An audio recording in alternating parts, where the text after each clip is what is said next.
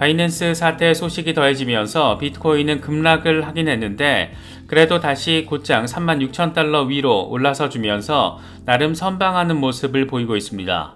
이번 사태가 악재이면서 동시에 기대감을 안겨주는 부분도 있기 때문인데 무엇보다 창펑자오라는 업계의 상징적인 인물을 내치면서 이제 크립토 업계의 컨트롤러는 사실상 월가의 거물급 기관들이 될 가능성, 그래서 결국 이건 비트코인 현물 ETF 출시 가능성을 높이게 되는 신호, 이렇게도 해석을 할 수 있는 상황입니다.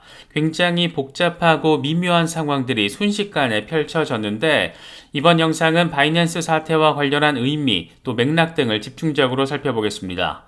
그럼 이번 영상 시작하겠습니다. 바이낸스에 적용된 혐의는 크게 세 가지입니다. 돈 세탁과 무허가 송금업 운영, 그리고 금융제재 위반 등입니다. 사실 이 혐의들은 모두 맥락적으로 연결되어 있는데 이미 CFTC로부터 파생 상품을 규정에 따라 신고하지 않았다라는 혐의로 기소, 법무부에서는 바이낸스가 북한, 이란, 러시아 등이 미국 제재를 피하는 데 도움을 줬다는 혐의로 조사 벌여왔습니다. SEC 역시 바이낸스가 고객을 상대로 가상자산 거래량을 속였다라는 혐의로 기소된 그런 상태입니다. 바이낸스는 하마스를 비롯한 테러 단체들의 거래를 허용한 것으로 인정을 했는데 하마스의 무장 조직 알카삼, 팔레스타인의 이슬라믹 지하드, 알케이다 이런 테러 단체들의 거래를 방조하거나 보고하지 않았다라는 겁니다. 여기에 미국과 이란 고객 사이에 8억 9천만 달러 규모에 달하는 거래를 100만 건 넘게 허용한 것으로도 알려졌습니다.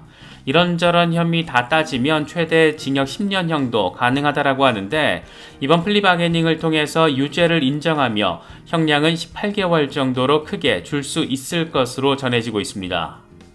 벌금의 총액은 43억 달러로 합의가 됐습니다. 미국 역사상 단일 기업 최대 규모의 벌금 액수입니다. 18억 1천만 달러 규모가 벌금이고 자산 몰수 금액이 25억 1천만 달러 규모, 합의 확정 이후 15개월 안에 벌금을 내야 합니다. 창펑자오는 개인적으로 5천만 달러를 납부할 예정이라고 하는데 더 이상 임직원을 맡을 수는 없지만 대주주 지위는 유지할 수 있을 것으로 전해졌습니다. 3년 동안 바이낸스 운영과 관리에 물론 관여할 수가 없고 3년 동안은 독립적인 규정 준수 감독관을 임명해서 정부의 규정 준수와 관련한 내용을 보고해야 합니다. 지난 몇 년 동안 이어졌던 바이낸스에 대한 동시다발적인 압박, 그래서 잊을만 하면 한 번씩 전해졌던 바이낸스와 관련된 퍼드는 이렇게 창펑자오를 날려버리는 방식으로 일단락되고 있는 모습입니다. 이 같은 사태와 관련해서 창펑자오 본인은 덤덤한 반응을 보였습니다. CEO직에서 물러나는 게 쉽지 않았다. 하지만 나는 이게 옳다라는 것을 알고 있다. 내가 실수를 했기 때문에 내가 책임을 져야 한다. 차기 CEO는 미국 이외 지역의 책임자인 리차드 텅이 임명됐다. 나는 바이낸스의 주주이자 전 CEO로 미국 프레임워크에 따라서 기업이 나아갈 수 있도록 최선을 다할 것이다. 일단 휴식을 취할 예정이고 이후에 웹3와 디파이, AI 등 이런 분야의 스타트업에 소주주로 투자할 계획이다. 이런 멘트를 제시했습니다. 이번 플리바게닝을 통해서 미국 검찰이 창펑자오에게 18개월을 구형할 수 있다라는 말들 나오고 있는데 과연 실제 구속으로 이어지게 될지는 좀 더 지켜봐야 하는 모습으로도 보입니다. 전과가 없기도 하고 과거 비트맥스의 설립자 아서 헤이즈도 은행 비밀보호법 위반 혐의를 받았지만 법원은 6개월 가택연금, 2년 보호관찰 처분 이 같은 결정을 내리기도 했습니다.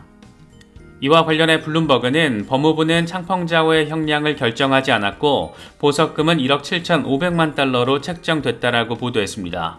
창펑자오는 최대 징역 10년에 50만 달러 벌금형이 예상되지만 유죄를 인정하는 대가로 감경을 해주는 플리바게닝이 진행되고 있는 만큼 18개월 이상은 복용하지 않을 것으로 예상된다. 이렇게 설명했습니다. 창펑자오의 변호인 측은 법정 선고는 6개월 연기됐고 법원은 이 기간에 보석을 허가하고 아랍에미리트 자택을 오갈 수 있도록 했다. 다만 미국 검찰은 창펑자오가 미국 안에 머물 것을 요구했고 보석에도 항소할 예정인 것으로 전해졌습니다. 창펑자오는 1억 7,500만 달러 보석금이 결정된 날 1억 7,500만 달러 규모의 개인 채권을 발행했는데 그만큼 당장 현금을 움직일 만한 여력이 없다라는 걸 보여주는 게 아닌가 생각되기도 합니다. 바이낸스는 2017년 출범한 뒤에 빠른 성장세를 확인하며 세계 최대 가상자산 거래소로 자리 잡았습니다. 특히 지난해 FTX가 무너지면서 시장 점유율을 60% 정도 차지해왔는데 이후에 지속적으로 미국 규제 당국의 압박을 받아오며 40%대 시장 점유율을 보여왔습니다. 과연 바이낸스의 본사가 어디인가, 어느 나라의 법을 규정해야 하는가, 미국과의 관계는 어느 정도 선에서 유지가 될 것인가, 늘상 이런 부분들이 궁금증 가운데 하나였습니다. 이렇게 바이낸스가 제대로 얻어 터지게 되면서 가장 흐뭇하게 지금의 상황을 바라볼 존재는 누구일까? 다름 아닌 월가의 대형 기관들일 수밖에 없습니다. 블랙록과 JP모건은 지금의 상황이 너무도 반갑지 않을까? 비트코인 현물 ETF 출시를 주도하고 있고 기성자산의 토큰화를 주도하고 있는 월가의 대기업들, 특히 아예 암호화폐 거래소까지 자금을 모아서 설립해버린 월가의 공룡들이 지금 상황을 바라보기에 지금의 타이밍은 정확히 체스의 판이 바뀌고 있는 그런 시점일 수밖에 없습니다. 그래서 바이낸스 사태 이후 최소한 미국에서 주목도를 좀 더 높일 수밖에 없는 곳은 바로 코인베이스입니다. 블랙록이 파트너로 선정한 곳이 바로 코인베이스이기 때문입니다. 블랙록은 이미 지난해 여름 기관 투자자들을 대상으로 가상자산 투자 서비스를 제공하면서 파트너로 코인베이스를 지명했고, 이번 비트코인과 이더리움 현물 ETF를 신청하는 과정에서도 커스터디 파트너로 코인베이스를 지명했습니다. 미국의 상장기업 코인베이스, 현물 기준으로 바이낸스 다음으로 2위 거래소인데 하필 3위 크라켄까지 SEC의 공격을 받고 있는 상황이라서 코인베이스 입장에서는 월가 공룡들을 등에 업고 도약의 발판을 마련하기 위해서 꽤나 괜찮은 환경이 조성된 것으로도 바라볼 수 있는 상황입니다. 이번 바이낸스 합의 안에서 한 가지 눈에 띄는 부분은 미국 SEC가 빠졌다라는 데 있습니다. 이번 합의안에는 SEC가 문제 삼고 있는 고객자금 유용 등의 사기 혐의가 빠져 있기 때문인데 시즌2의 개념으로 SEC가 한 방 더 바이낸스를 매길 가능성도 생각해 볼 수 있는 상황입니다. 상황에 따라서 독자적인 사법 권한을 가지고 있는 SEC가 바이낸스에 대한 추가 조치가 가능하기 때문에 아직은 안심하긴 이르다. 이 같은 전망도 제시되고 있는 상황입니다. 이렇게 바이낸스가 미국 정부로부터 얻어 터지고 업계에서 나름 황태자로 불렸던 창펑자오가 몰락 내지는 유사 상황으로 접어들게 됐지만 이렇게 암호화폐 업계 전반의 키맨들이 바뀌게 되면서 결국 관심은 월가 괴물급 기관들이 키를 잡고 있는 비트코인 현물 ETF 이슈로 쏠리고 있습니다. 분위기는 여전히 긍정적입니다. GBTC의 비트코인 현물 ETF 전환을 추진하고 있는 그레이스케일의 경우에는 하루 전 SEC ETF 담당 부서와 미팅을 진행한 것으로 전해졌는데 SEC가 여러 신청 기업들과 잇따라서 의견을 교환하고 있다는 점은 긍정적인 포인트 지점입니다. 블룸버그의 제임스 세이파트는 지난 며칠 동안 벌어진 일들은 과거 예측했던 비트코인 현물 ETF의 승인 확률을 바꾸진 못했다. 내년 1월 10일 이전에 현물 ETF가 승인될 확률은 여전히 90% 이상이고 이 이상은 기대할 수 없지만 상황은 계속 진전되고 있다라고 생각한다. 이렇게 설명하기도 했습니다. 여러 분석가들의 전망을 종합하면 38,000달러 이후에 40,000달러까지 내다볼 수 있긴 한데 이후에 강력한 조정을 겪으면서 여차하면 30,000달러 부근까지도 후퇴할 수 있다. 이 정도 정리가 가능한 상황이 지금 이어지고 있습니다. 그런데 여기서 변수는 비트코인 현물 ETF 이슈입니다. 기술적으로는 조정 상황이 가능하다라고 해도 ETF와 관련된 호재성 재료가 던져지면 그런 기술 패턴 자체를 의미 없게 만들 수도 있기 때문인데 이와 관련해서 21셔츠의 설립자 오펠리아 스나이더는 최근 여러 자산운용사가 비트코인 현물 ETF 신청 수정본을 제출하고 있는데 이번에는 SEC가 이걸 거부하지 않고 승인할 것으로 본다. 이전과는 분위기가 다르다. SEC와의 관계가 확실히 달라지고 있다라고 말했습니다. 비슷한 맥락에서 이번에 아크인베스트가 비트코인 현물 ETF와 관련한 세 번째 수정안을 업데이트를 했습니다. 이와 관련해서 블룸버그의 에릭 발추나스는 이건 좋은 의미에서 살짝 충격적이다. 이 양식에 대한 업데이트가 많을수록 SEC의 승인을 위해서 더 많은 준비가 되고 있다는 것을 의미한다. 이렇게 해석을 곁들였습니다. 블룸버그는 일부 월스트리트 투자사들이 비트코인 현물 ETF 승인 대비에 돌입했다라는 보도를 내보내기도 했습니다. 비트코인 현물 ETF를 신청한 갤럭시 디지털과 인베스코가 최근 투자 전문가 300명과 비트코인 할당에 대해서 논의했다라고 보도했습니다. 이와 관련해서 자산운용사 서밋웰스의 고문 제프 얀스는 이미 비트코인 현물 ETF 투자 관련 문의를 받고 있다. SEC의 승인만을 기다리고 있는 상황이다. 이렇게 말하기도 했습니다. 뭔가 정서적인 전환이 확연하게 이루어졌다라는 점도 느낄 수 있는 부분입니다. 여기서 언급된 SEC 위원은 크립토맘이라고도 불리는 헤스터 피어스를 의미하는데 이 양반은 SEC가 비트코인 현물 ETF를 방해할 이유가 없다. SEC는 제출된 신청서를 부인할 만한 이유를 보지 못했다. 법원으로부터 조금의 도움을 받았다라고 생각한다. 여기서 일이 어떻게 진행되는지 지켜볼 것이다. 이렇게 말했습니다. 여기서 지금 언급된 법원으로부터의 도움은 그레이스케일 사건에서 SEC가 패소한 것을 의미한다라고 바라볼 수가 있습니다. 비트코인 현물 ETF에 대한 기대감은 시간이 지날수록 더 커지고 있는 상황입니다. 그레이스케일은 비트코인 현물 ETF와 관련한 수정안을 업데이트했고 블랙록 역시 SEC와 미팅을 진행한 것으로 전해졌습니다. SEC가 현물 대신 현금 기반으로 수정해달라고 요청한 것을 블랙록이 받아들여서 수정안을 제출한 것으로 수정을 진행한 것으로까지 확인이 되고 있는데 이 정도면 언제 승인이 돼도 이상한 게 아니지 않나 그런 생각이 들기도 합니다. 뉴욕 증권거래소 사장을 역임한 토마스 팔리는 비트코인 ETF가 승인이 되면 비트코인으로 돈이 쏟아져 들어올 것이다 이렇게 표현을 하면서 긍정적인 여론 조성에 한몫을 하고 있습니다. 이 양반은 CNBC와의 인터뷰에서 비트코인은 규제 당국이 유일하게 상품으로 인정하는 자산이다. 이건 규제 당국의 ETF 승인 의지를 강하게 만들 수 있다. 사람들은 비트코인을 믿고 있고 이건 훌륭한 발명품이다. 비트코인 ETF를 통해 암호화폐 업계로 돈이 쏟아져 들어올 것이다. 이렇게 표현했습니다. 이래저래 기대감이 커지는 분위기가 더 단단하게 조성되고 있는 그런 모습입니다. 물론 이 양반이 지금 이렇게 적극적으로 시장 여론 조성을 하는 이유는 암호화폐 거래 플랫폼 블리시의 CEO 때문이라고도 할 수 있습니다. 블리시는 이오스의 개발사 블록원 산하의 기관 전용 암호화폐 거래 플랫폼입니다. 다시 말해서 비트코인 현물 ETF가 승인되면 이 양반이 운영하는 블리시 거래소도 떼돈을 벌 수 있는 기회를 잡을 수 있는 나름의 간접적인 이해 당사자라고도 평가할 수가 있습니다.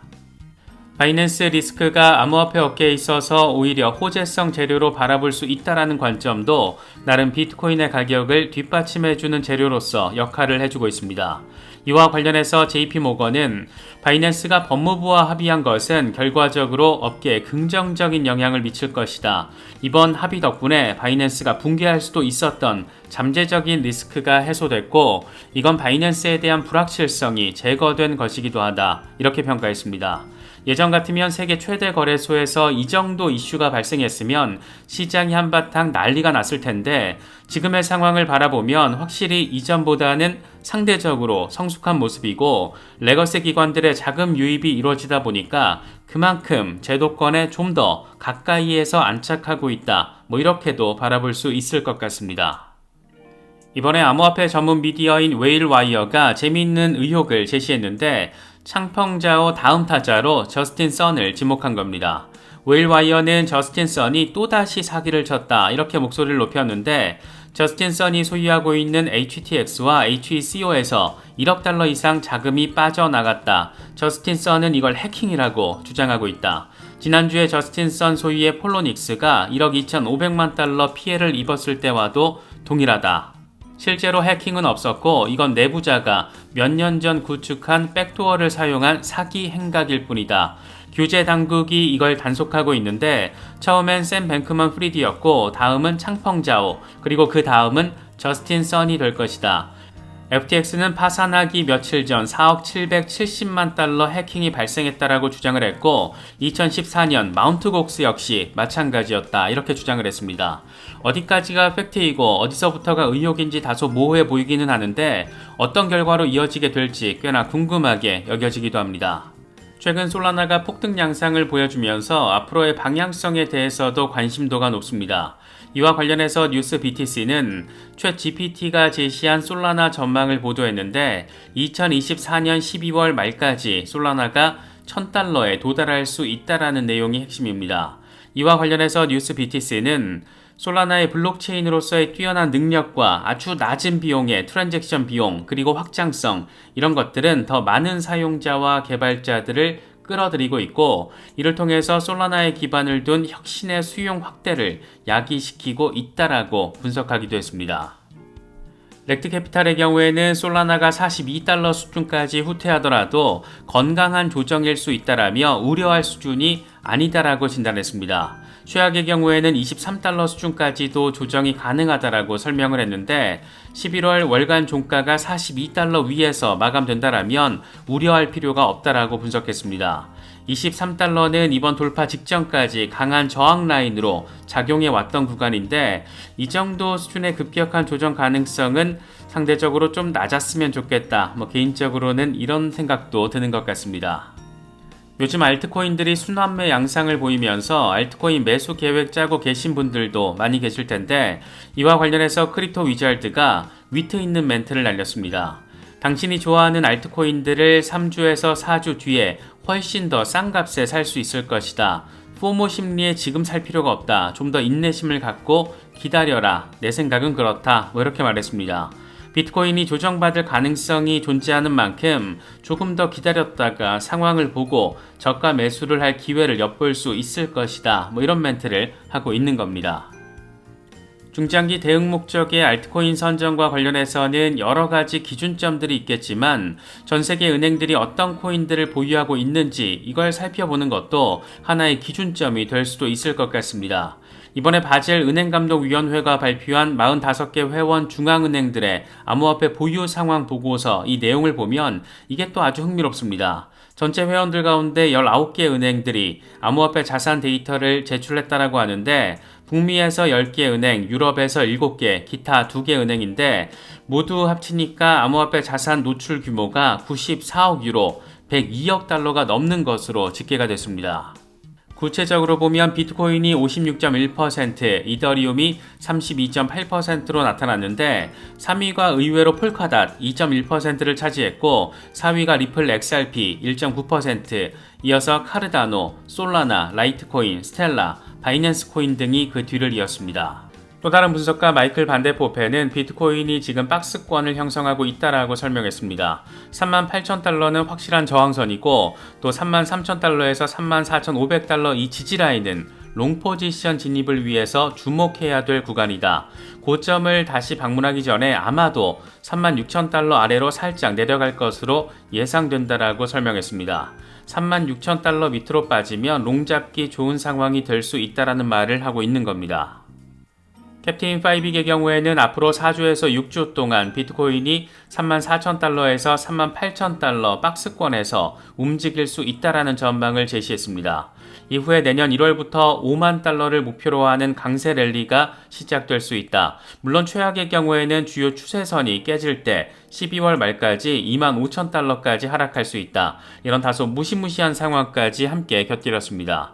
이게 지금 3데이 차트인데 25,000달러라는 것은 이전 박스권의 하단 지지라인을 의미합니다. 닥터 프라핏의 경우에는 38,000달러가 주요 저항선이기 때문에 여기서부터 조정이 발생할 가능성이 매우 높다라고 진단했습니다. 이후에 마켓메이커가 여길 뚫어내는 선택을 할 경우에는 44,000달러에서 48,000달러가 목표가 될 것이고 이후에 큰 조정이 이어질 것이다. 지금은 도박을 할 때가 아니니까 안전하게 리스크 관리를 해야 한다. 이런 말도 함께 덧붙였습니다. 여러 분석가들이 제시하는 숫자들은 조금씩 차이는 있지만 거의 동일하게 38,000달러 저항선의 의미에 대해서 설명을 제시하고 있고 38,000달러가 될지 4만 달러 돌파 이후가 될지는 변수가 있지만 이 정도 랠리까지 벌인 뒤에는 큰 폭의 조정이 올 수 있다라는 얘기를 거의 공통적으로 하고 있다라는 점 참고하시면 좋을 것 같습니다. 전반적인 알트코인들의 흐름도 괜찮은 모습입니다. 머스타치의 경우에는 알트코인 인덱스 상황이 지난 2019년과 2020년 수준과 동일하다라며 바로 그때가 100배 상승의 토대가 마련됐던 시기였다. 이제 시작에 불과하다. 이렇게 설명을 하면서 지금 알트코인들이 순환매 양상을 보이면서 랠리를 벌이고 있지만 이건 이제 시작에 불과하다. 이런 설명을 하며 강세장에 대한 기대감을 주입시켰습니다. 단기적으로는 아직 안심할 상황은 아니지만 그동안 강세론을 견지해왔던 분석가들은 지금의 상황을 이미 강세장에 진입한 것으로 분석하고 있습니다.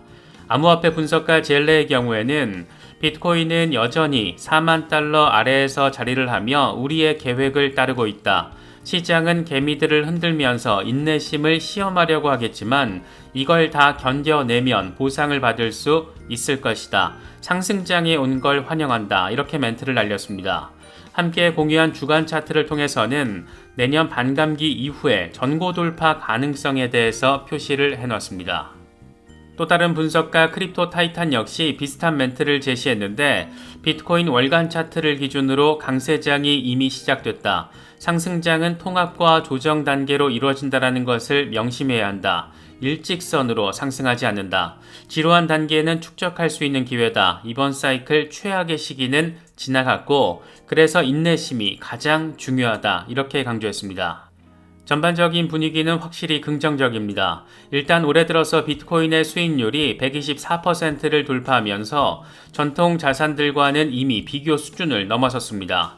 비트코인이 올해 들어서 124% 상승하는 동안 S&P 500은 21%, 나스닥은 37%, 골드의 경우에는 8% 상승에 그쳤습니다. 아주 흥미로운 숫자가 아닌가 생각됩니다. 분위기가 이렇다 보니까 1년 동안 비트코인이 이렇게 많이 반등을 했는데도 매매하지 않고 홀딩하고 있는 주소수가 70%를 넘기면서 역대 최고치를 기록했습니다. 글래스노드 데이터를 보면 마지막 트렌드 액션 이후 1년이 지난 비트코인 비율은 70.35%를 기록하고 있습니다. 2년, 3년, 5년 동안 이동 기록이 없는 물량 역시 최대 수준인 것으로 나타났습니다. 그만큼 비트코인 홀더들의 비트코인에 대한 신뢰가 꽤나 엄청 아주 많이 강력하다, 이런 점도 느낄 수 있는 부분입니다. 그레이스케일의 리서치 부문 책임자인 잭 밴들은 비트코인이 증시와 상관관계가 낮은 하이리스크, 하이리턴의 잠재력을 가진 자산이라고 평가했습니다.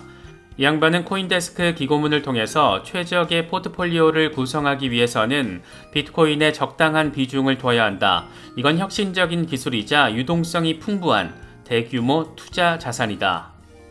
증시와 뚜렷한 상관관계가 없다라는 특성만으로도 위험을 감수하는 투자자들에게는 유용한 포트폴리오 구성 자산이 될 수 있다.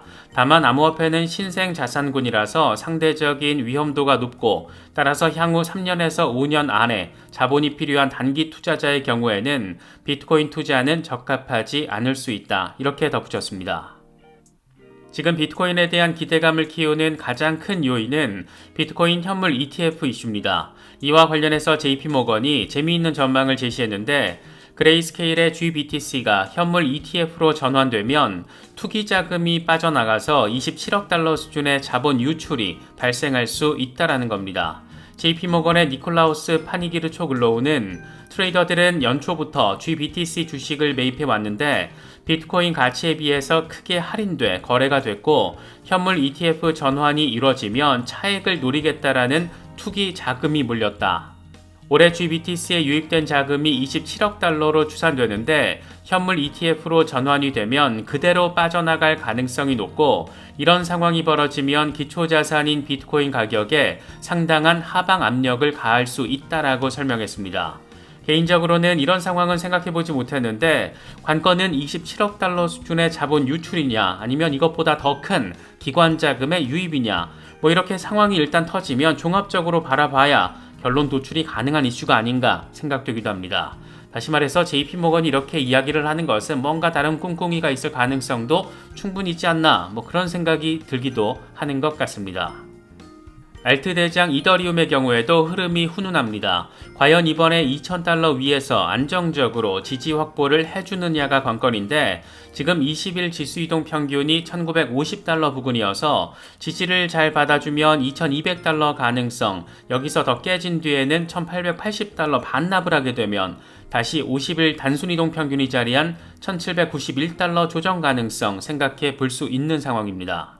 익명의 분석가 요다는 좀 더 긍정적인 부분에 방점을 찍었는데 이더리움 10데이 차트를 보여주면서 535일 동안 상승 삼각 패턴 안에서 통합되어 왔고 결국 돌파에 가까워졌다. 3,500달러도 머지 않았고 이더리움이 상승하면 대부분의 알트코인들도 뒤따를 것이다. 이렇게 긍정적인 전망을 제시했습니다.